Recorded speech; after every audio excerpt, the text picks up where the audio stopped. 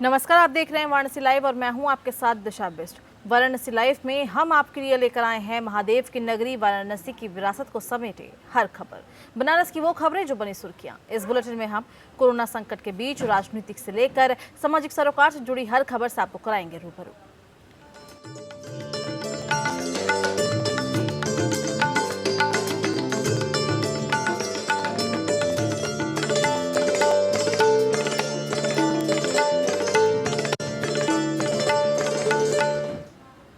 रसरा कोतवाली के दक्षिणी चौकी पर पन्नालाल राजभर की पुलिस अभिरक्षा में हुई बर्बर पिटाई किए जाने को लेकर सुहेलदेव भारतीय समाज पार्टी की तरफ से जिलाधिकारी कार्यालय के बाहर धरना प्रदर्शन किया गया। सुहेलदेव भारतीय समाज पार्टी के नेताओं निष्पक्षतापूर्ण जांच और निर्दोष लोगों को न्याय दिलाने के लिए सीबीआई द्वारा जांच कराने को लेकर उत्तर प्रदेश के मुख्यमंत्री को जिलाधिकारी वाराणसी के माध्यम से एक सूत्रीय ज्ञापन दिया गया। इस संदर्भ में जानकारी देते हुए सुहेलदेव भारतीय समाज पार्टी प्रदेश उपाध्यक्ष शशि प्रकाश सिंह ने बताया कि कुछ दिन पहले रसरा कोतवाली के दक्षिणी चौकी पर पन्नालाल राजभर की पुलिस अभिरक्षा में बुरी तरह से पिटाई की गई थी, जिस कारण उपजे जनाक्रोश की वजह से 2 और 3 सितंबर को कोतवाली मोड़ पर जनता और प्रशासन के बीच हुई दुर्भाग्यपूर्ण घटना के बाद केस दर्ज कराया गया, जिसमें कुछ स्थानीय लोगों को निर्दोष होते हुए भी फर्जी तरीके से मुकदमे में फंसाया जा रहा है। जबकि घटना के समय मौके पर भाजपा के नेता मौजूद थे, साथ में बसपा नेता सहित कई नेता भी वहां पर उपस्थित थे, लेकिन पूर्वाग्रह से ग्रसित होकर स्थानीय उपनिरीक्षक द्वारा सिर्फ पन्नालाल राजभर को ही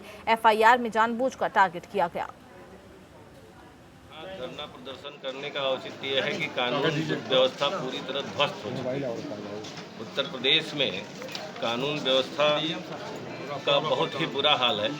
अभी रसड़ा में जो घटना घटी है, विगत दिनों रसड़ा कोतवाली के दक्षिणी चौकी पर पन्नालाल राजभर की पुलिस अभिरक्षा में हुई बर्बर पिटाई से उपजे जनाक्रोश की वजह से 2 तथा 3 सितंबर को कोतवाली मोड़ पर जनता और प्रशासन के बीच हुई दुर्भाग्यपूर्ण घटना के बाद स्थानीय पुलिस उपनिरीक्षक द्वारा मुकदमा संख्या 139/2020 पंजीकृत कराया गया है, जिसमें कुछ स्थानीय लोगों को निर्दोष होते हुए भी फर्जी तरीके से मुकदमे में फंसाया गया है। आपको मालूम होगा कि 2 सितंबर को बलिया जिले के रसरा में एक राजभर लड़के को, जो अपने घर की रोजी रोटी कमाई प्रतिदिन करके घर चलाता था, उसको 2 पुलिस वाले, एक धर्मेंद्र सिंह, एक राजबली, एक दीवान और एक इंस्पेक्टर, उसको थाने पर बुलाकर उनके भाई और भतीजे का मामला ज़मीन का था और उसको पैसे के लिए 35,000 रुपया न देने के कारण इतना बुरी तरह मार दिया उसको कि वो मरने की स्थिति में आ गया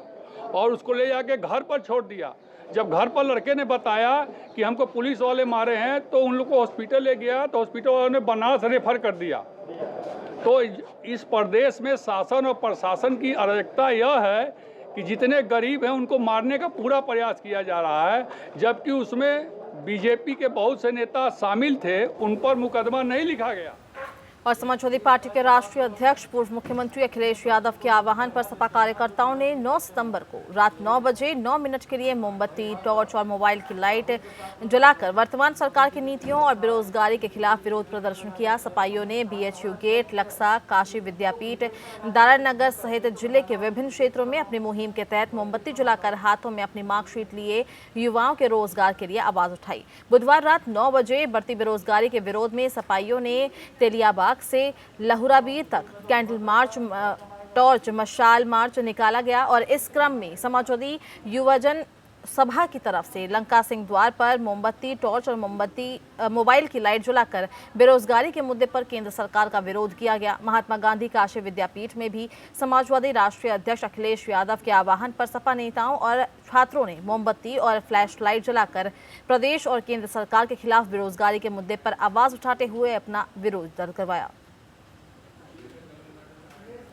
आज उत्तर प्रदेश और हिंदुस्तान के अंदर जब से भारतीय जनता पार्टी की सरकार आई है, तब से उत्तर प्रदेश का नौजवान छात्र युवा बेरोजगारी की चरम सीमा पे जा रहा है, भुखमरी की स्थिति पे जा रहा है, उनका परिवार ही भुखमरी की स्थिति पे जा रहा है और लोग आत्महत्याएं कर रहे हैं, आत्महत्या करने के लिए मजबूर हो जा रहे हैं। आज उसी के खिलाफ हम लोग उत्तर प्रदेश के बनारस के सभी नौजवान छात्र युवा बेरोजगार जो लोग हम लोग हैं, आज हम लोग 9 बजे रात्रि को अंधेरा करके मोमबत्ती जलाकर उत्तर प्रदेश और हिंदुस्तान की सरकार का विरोध किए हैं और साथ ही हम आपके इलेक्ट्रॉनिक चैनल के माध्यम से आप इलेक्ट्रॉनिक चैनल के बंधुओं को भी बता देना चाहते हैं कि अब रिया, सुशांत, कोरोना, कंगना रनावत का खेल खत्म करिए, अब बेरोजगारी का खेल चालू करिए। आप लोग भी आप बताइए देश को कि बहुत लोग बेरोजगार हैं और सारे मुद्दे हैं जो कंगना रनावत और कोरोना और रिया, सुशांत से भी बढ़कर हमारे देश में एक कोढ़ की स्थिति बनी हुई है।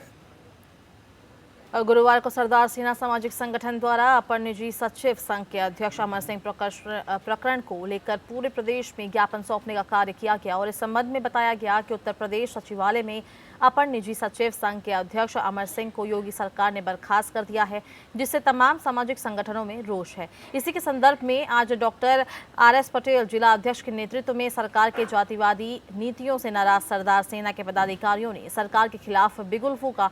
इस दौरान RS पटेल ने बताया कि हम आंदोलन का रास्ता अपनाएंगे।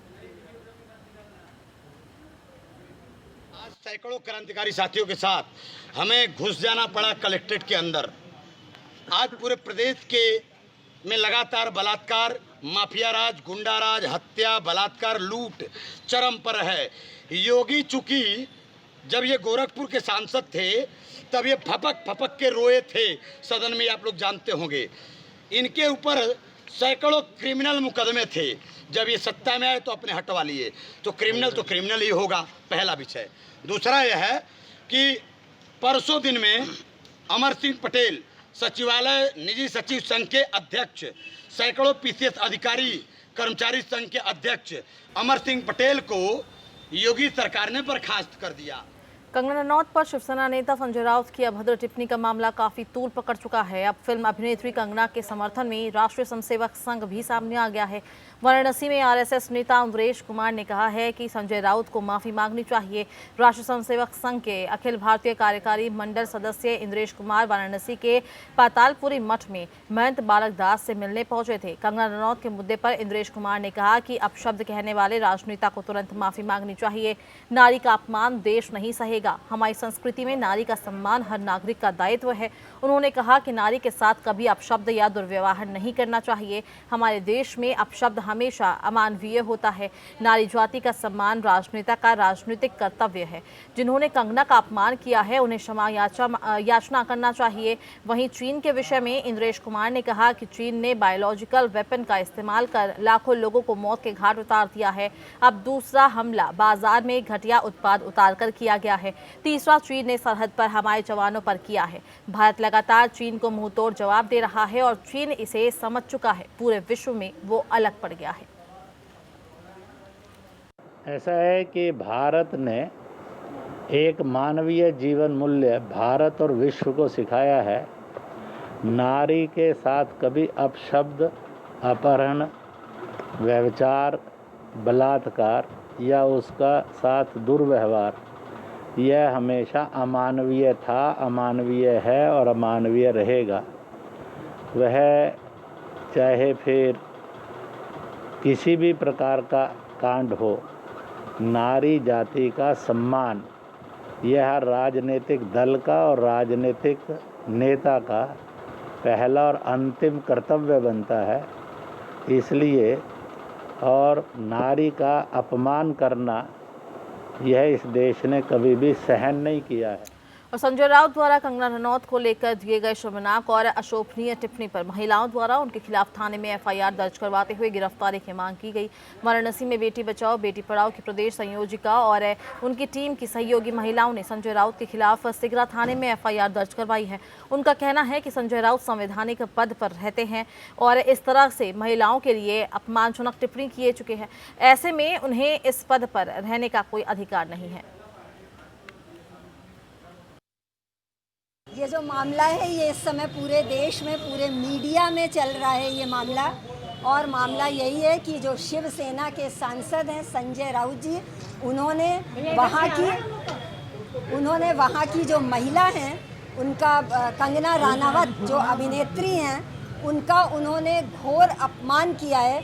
उनके लिए अपशब्द का प्रयोग किया है और उनको बम्बई आने से मना किया है, उनको धमकी दी है और राणावत जी की जान को भी खतरा है। और इसीलिए बेटी बचाओ बेटी पढ़ाओ अभियान जो नारी की सुरक्षा और सम्मान के लिए ही ये राष्ट्रीय अभियान है, मोदी जी की प्रेरणा से वो उस अभियान की ओर से हम लोग यहाँ सिगरा थाने में आए हैं। संजय राउत जी के विरुद्ध हम लोग आज FIR दर्ज करा रहे हैं। वाराणसी के चेतगंज स्थित होटल में महाराष्ट्र के 23 वर्षीय चंदन यादव ने होटल के कमरे में फांसी लगा दी।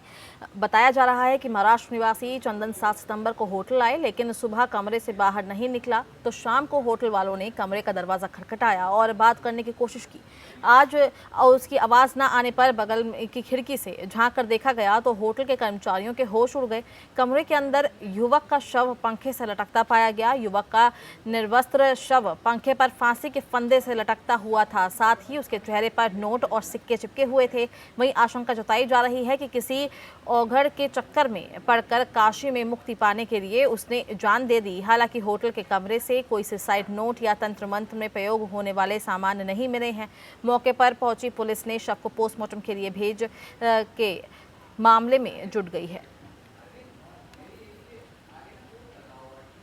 पंकज यादव है, ये 7 तारीख को ये आए थे Varanasi new international hotel Sigra लोरावीर। ये रहने वाले हैं महाराष्ट्र के। जब ये 8 तारीख को जब ये उन्होंने अपना कमरा दरवाजे का नहीं खोला होटल का, तो होटल वालों ने जब खिड़की से झांक के देखा तो ये सुसाइड किए हुए थे और पंखे की कुंडी में जो है चद्दर बांध के इन्होंने सुसाइड कर लिया था। फॉरेंसिक की टीम और फील्ड यूनिट जब पहुंची तो दरवाज़ा तोड़ के जो है बॉडी को उतारा गया। ये चीज़ देखा गया कि इन्होंने चेहरे पे जो है सिक्का और नोट फेविक्विक से चिपका रखा था पूरे चेहरे पे, चेहरा दिख नहीं रहा था। फिर बाद में उनको हटा के फोटोग्राफी करा के उसको हटाया गया।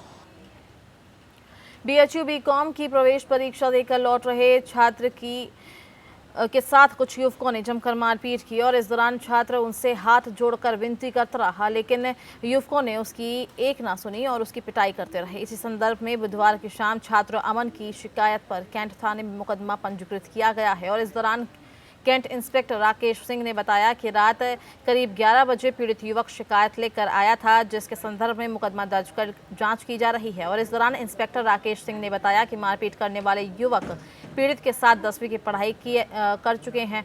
मारपीट की वजह का पता नहीं चल पाया है। पीड़ित छात्र ने बताया कि मारपीट करने वाले युवकों ने इस मारपीट की रिकॉर्डिंग भी अपने मोबाइल से की है। वहीं अपने दुधमुहे बच्चे को देखने की फरियाद लेकर एक मां गुरुवार को SSP कार्यालय पहुंची। महिला का आरोप है कि उसके पति ने उसके 1.5 साल के बच्चे को उससे छीनकर उसे मायके में छोड़ दिया और 40 लाख रुपए की मांग कर रहा है। महिला ने बताया है कि उसने 14 अगस्त को लालपुर पांडेपुर थाने में इस संबंध में तहरीर भी दे रखी है, लेकिन पुलिस आज तक उसे उसका बच्चा नहीं दिला पाई। फिलहाल महिला की फरियाद सुन SSP अमित पाठक ने उचित कार्रवाई करने का आश्वासन दिया है। दरअसल पडियापुर के संजय नगर कॉलोनी में रहने वाले आदित्य शंकर सिंह और स्वास्थ्य विभाग के रिटायर ANM विद्या सिंह की 2 संतानों में छोटी बेटी की शालिनी की शादी 3 दिसंबर 2017 में भदोही जनपद के बरदा चौरी के रहने वाले प्राइमरी पाठशाला के अध्यापक मुकेश कुमार सिंह से धूमधाम से हुई थी। शादी के समय लड़का पक्ष की सभी मांगे शालिनी के माता पिता ने पूरी की थी, लेकिन बाद में ससुराल वालों ने ज्यादा दहेज की मांग करते हुए शालिनी को प्रताड़ित करना शुरू कर दिया। सर, मेरे पति मेरे 1 साल से लगभग बहुत प्रताड़ित कर रहे हैं मुझे, और उन्हें मेरे मम्मी पापा से 40 लाख रुपए चाहिए, जो उनको चाहते हैं कि पहाड़िया में अपना ज़मीन लें और घर बनवाएं। इसके लिए मेरी मम्मी भी अब रिटायर होने वाली है। जितना भी पैसा था वो शादी में खर्च कर चुकी हैं। उसी के लिए मुझे बहुत मारते पीटते हैं। सर, पहले 3 बार हुआ था, ये गए थे यहाँ से, किसी को जाने नहीं देते हैं वहाँ पे, ना मुझसे किसी से मिलने देते हैं। 3 बार इससे पहले जब भी मारे पीटे लोग गए वहाँ चौरी थाने पे एप्लीकेशन दिए, पुलिस को लेकर गए, फिर मुझे लेकर लोग चले आए। फिर लोग उनके घर वाले आए, अपने आपस में बात करके समझौता कर लिए कि अब ऐसा नहीं होगा, ले जाने दीजिए। फिर ये लोग भेज दिए मुझे। 3 बार ऐसा हुआ। आज कोरोना को लेकर पूरा विश्व वैक्सीन का इंतजार कर रहा है। हर किसी को उम्मीद है कि जल्द वैक्सीन आएगी और इस महामारी से निजात मिलेगी, लेकिन अब तक कोई दवा न बनने के बाद भी इस वैश्विक महामारी को कंट्रोल करने में आयुर्वेद ने बहुत बड़ी भूमिका निभाई है। लेकिन डिजिटल प्लेटफॉर्म और विकिपीडिया पर आयुर्वेद को लेकर इंग्लिश में लिखी गई जानकारी लोगों को भ्रमित कर रही है। यही वजह है कि वाराणसी के आयुर्वेद के प्रैक्टिशनर वैद्य आनंद पांडे ने विकिपीडिया के इस गलती को सुधारने की मुहिम छेड़ रखी है। उन्होंने इसके लिए ऑनलाइन शिकायत दर्ज कराने के साथ ही आयुष मंत्रालय और PMO से इसकी शिकायत की है। वैद्य आनंद का कहना है कि मैंने जो ऑनलाइन कंप्लेन दर्ज कराई है उसमें देश भर से 10,000 से ज़्यादा लोग डिजिटल साइन के जरिए मुझे सपोर्ट कर चुके हैं और लोग इस दिशा में आगे भी आ रहे हैं।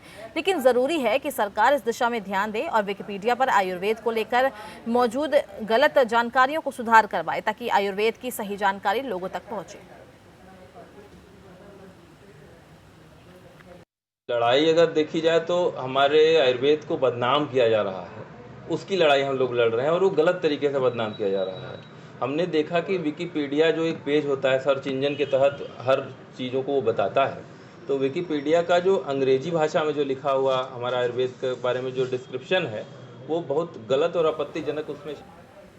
अक्सर हम और आप खबरों में सुनते और पढ़ते हैं कि दुश्मन ने पीछे से हमला कर हमारे जवानों को शहीद कर दिया। अब धोखे से वार करने वाले जवानों को भी मुंह तोड़ जवाब मिलेगा।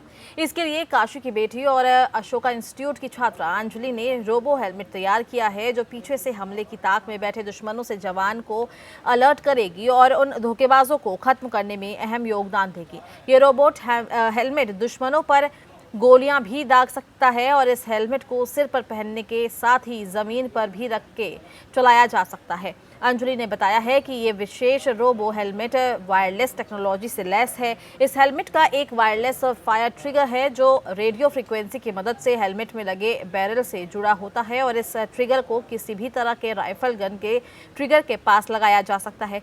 अगर धोखे से कोई दुश्मन पीछे से हमला करने की कोशिश करता है तो हेलमेट जवान को अलर्ट कर देता है, जिससे समय रहते वायरलेस ट्रिगर की मदद से रोबो हेलमेट गन के पीछे वाले हिस्से में लगे बैरल से फायर कर जवान अपने आप को बचा सकता है। वहीं छात्रा ने बताया कि इसके साथ ही इस वायरलेस रिमोट की मदद से इस रोबो हेलमेट को दुश्मन के एरिया में भी भेजकर गोलीबारी की जा सकती है।